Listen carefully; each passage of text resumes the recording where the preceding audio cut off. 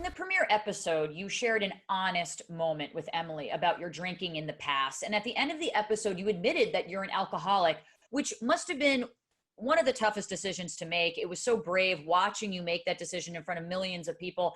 How does it feel to put it out there in the world on camera saying this? It was hard. It was very hard. When production first came to me, we started talking about it. I was just like, oh, I'm getting healthy. And I actually reached out to Captain Sandy. And I said, because she's been sober for 30 years, and I told her what I was going through. And she said to me, you had no problem getting drunk on camera. Why do you have such a hard time getting sober? She said, if you do this, you're accountable. And I took her advice to heart. I called my producer and I said, okay, here's the truth. I'm an alcoholic. We're going to tell this story, but we're going to tell it right.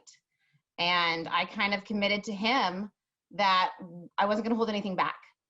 And once I kind of made that commitment, and keep in mind, I was like 4 or 5 days sober at this time. I was 12 days sober when we started filming.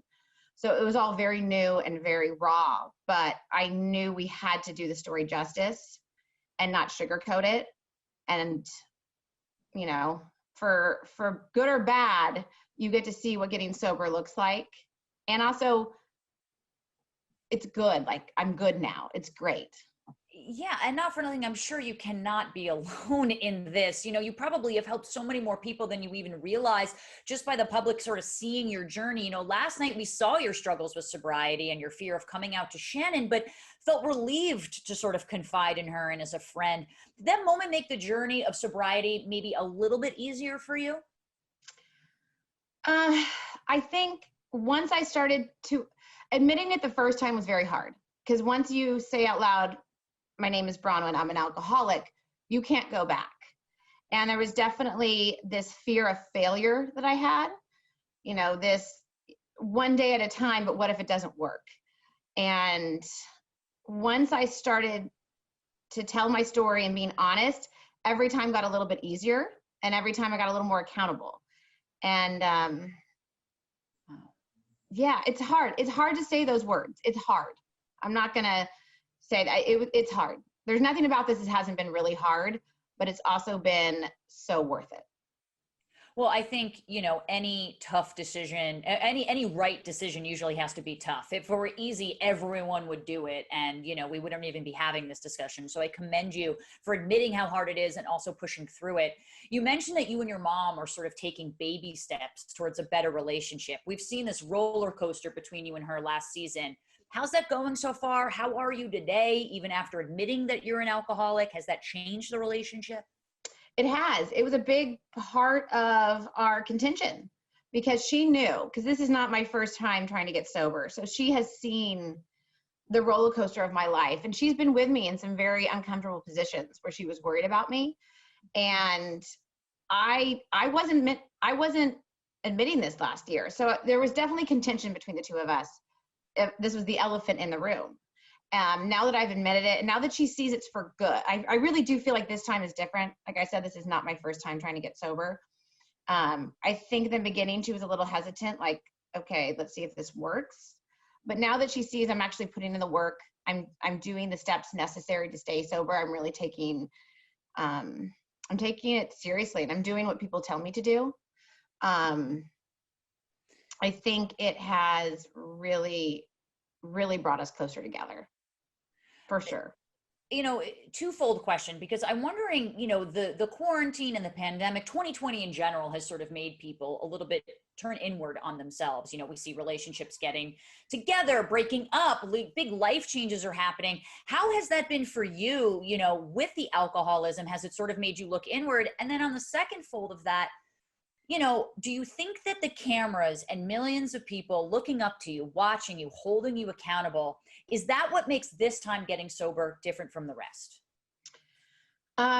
So to answer the first question, I think for me, quarantine was, in one hand, it was a blessing, even though it's a horrible pandemic.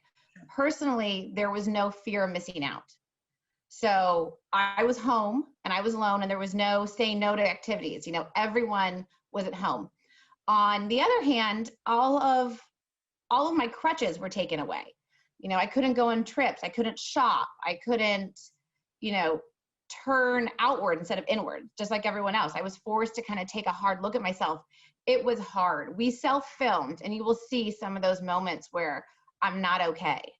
And it was definitely hard. And I go to support groups and they shut down, and not having that support was very hard. I was lucky that I found Zoom meetings, but it took me a few weeks, and not having that daily check-in really, really was hard. That was really hard.